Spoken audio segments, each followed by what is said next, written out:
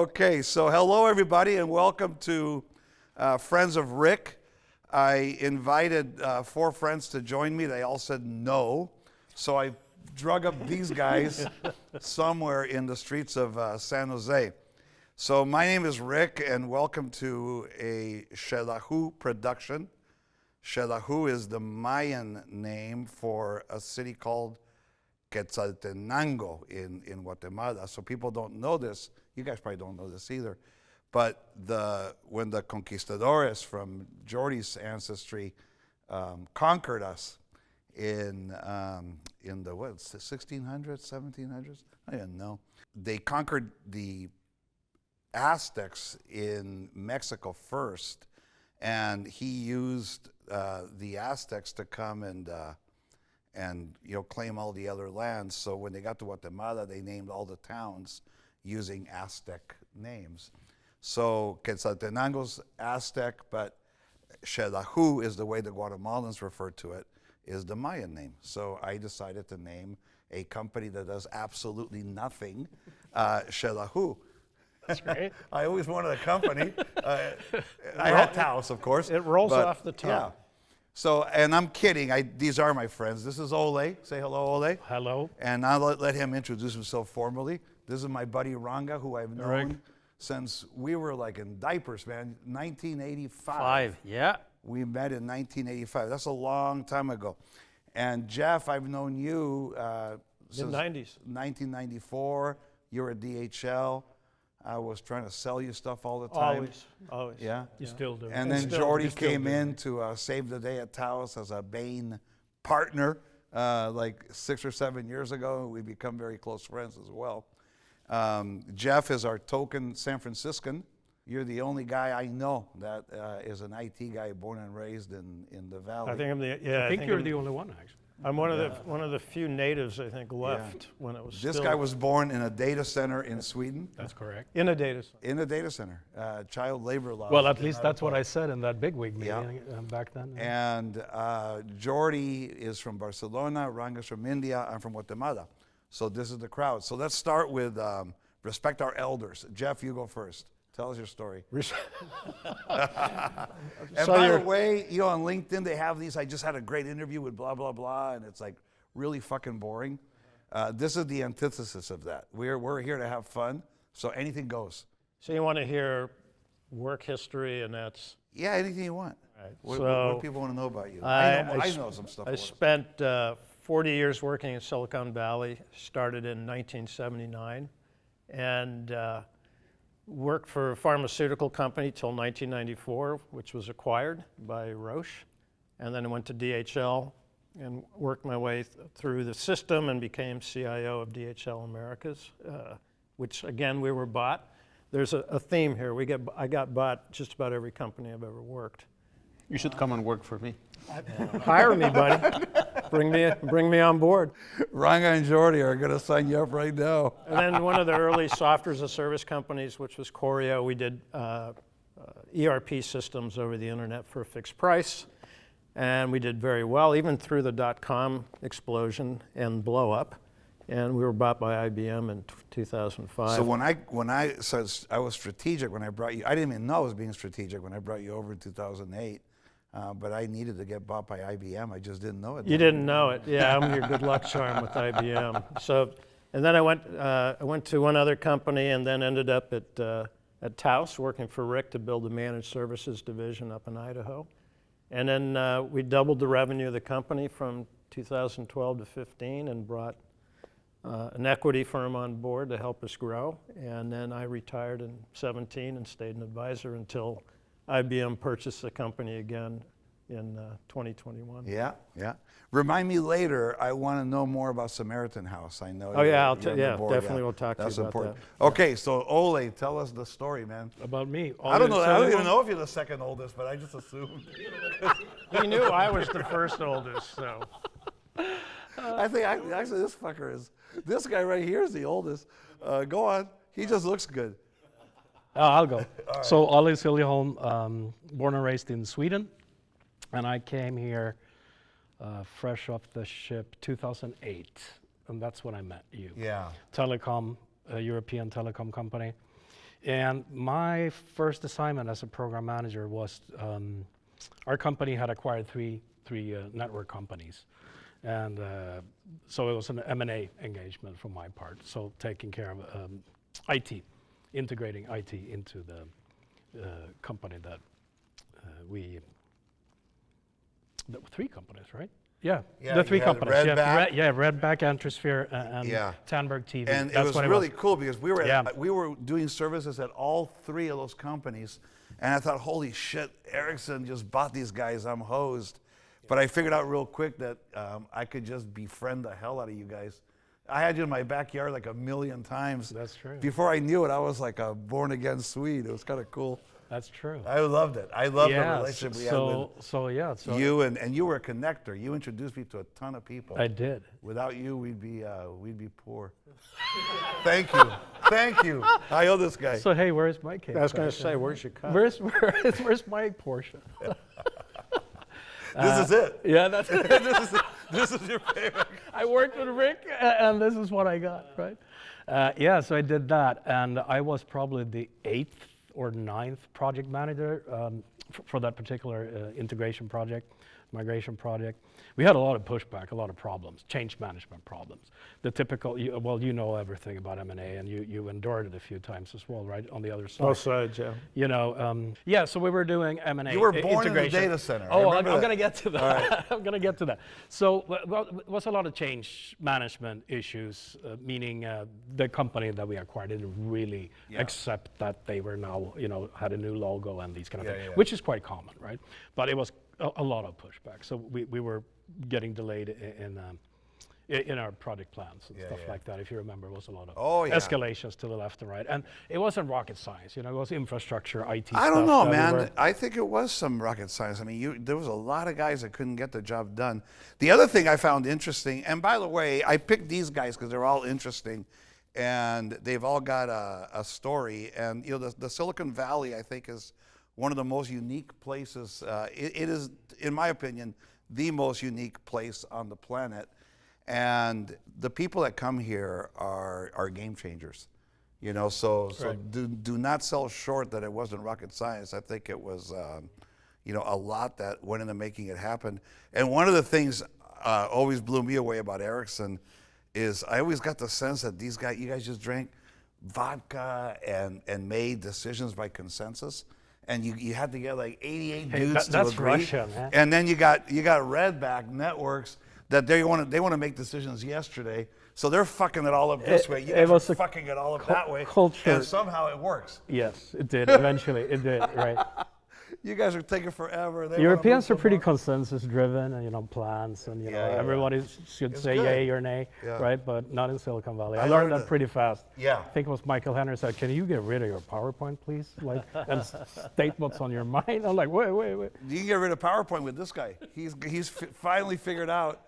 He did so many PowerPoint slides in his life. I'm I'll tell done. you all about tech I think we torch. all have a limit amount You of PowerPoint you can do you in your life. Europeans, I'm just done. get to the point and do it, right? No, but I loved I thought that was awesome. It was and thank you because you really plugged me in Right. with all the Swedes that But came one over. of the things that came out of that, if you remember, obviously some of the services that they were going to get, I mean, the common services were not necessarily on par or as sexy as the services that they already had, right? And that could be anything from managed workplace laptops, they had Macs, and we didn't have that as a service at the time, right?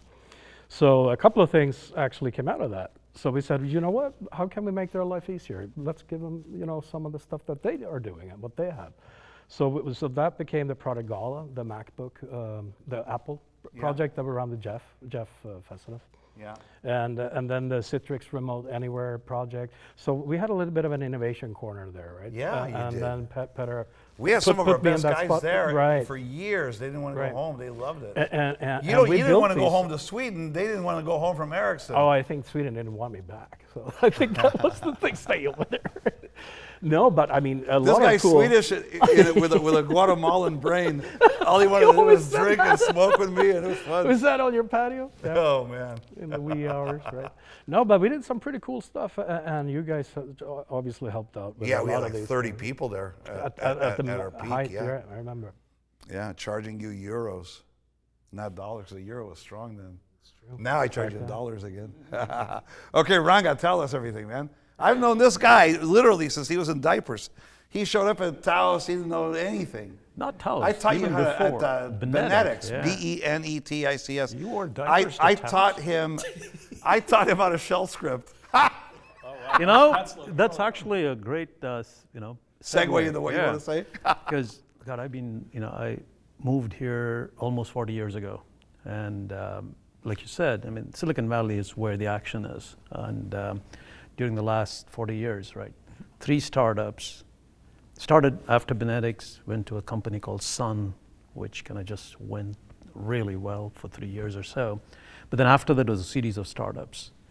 And Legato. You made some money there, yeah. I So remember one that. was an I was IPO. jealous, man. This guy's big One time. went to an IPO.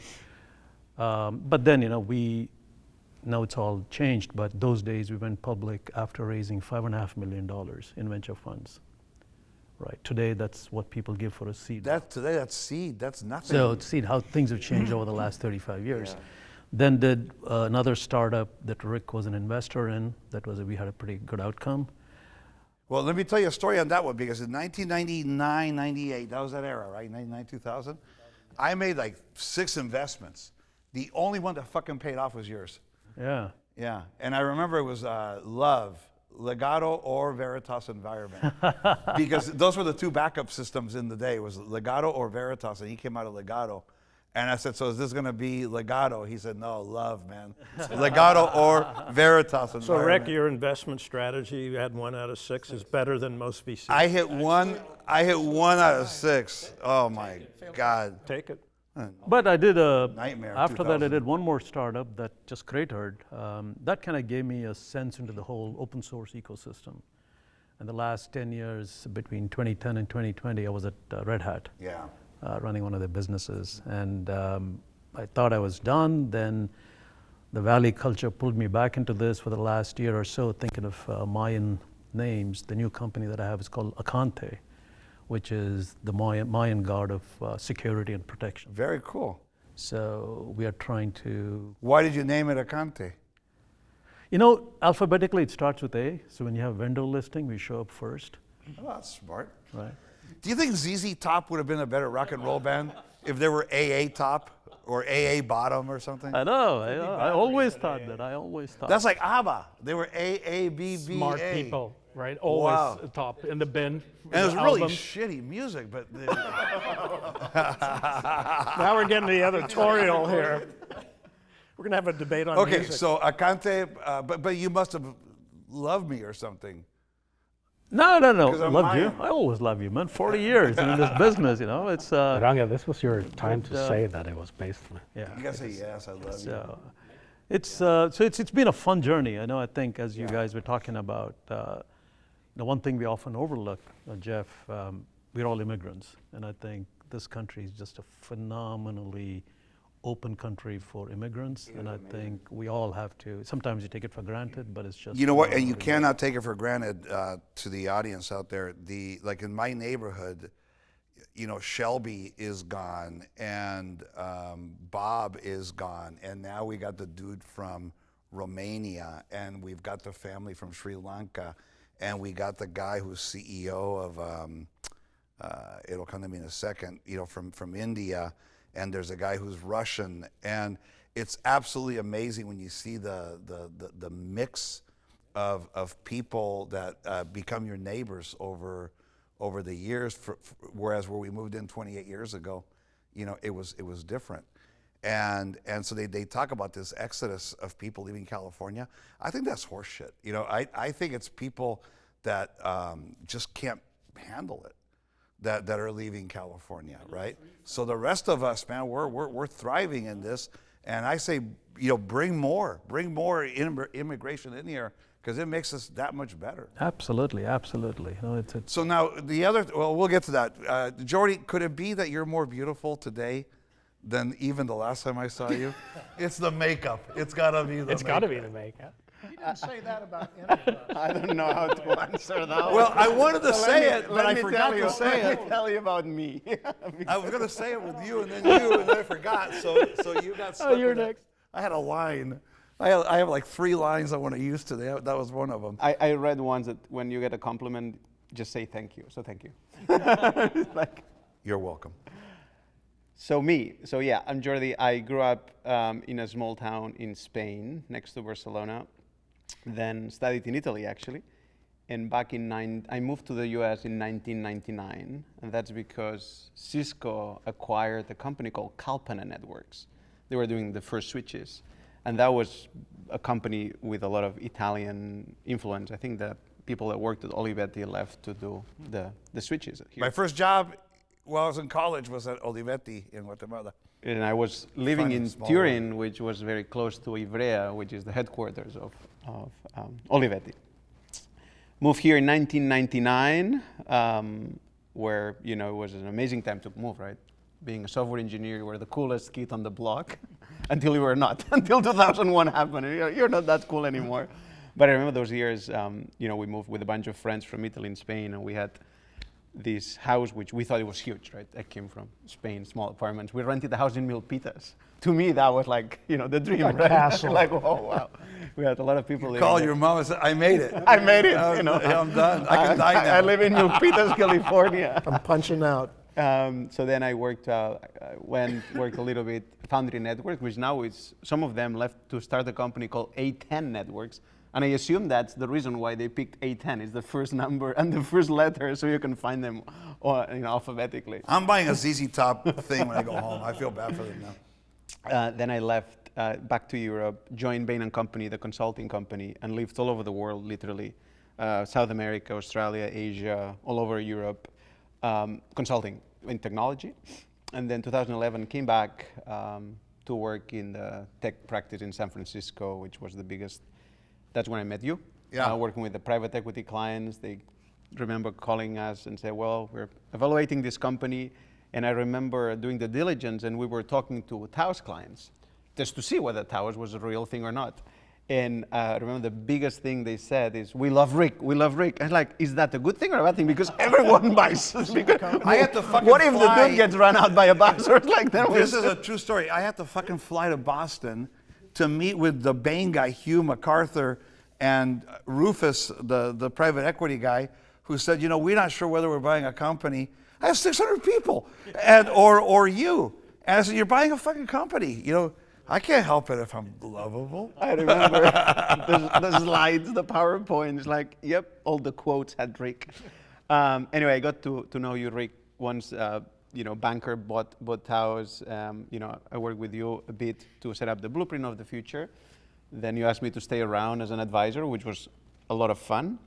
Left Bain, joined Cisco Systems, rejoined 20 years later. I remember I had joined Cisco Systems in 1999 when the company was valued at $500 billion.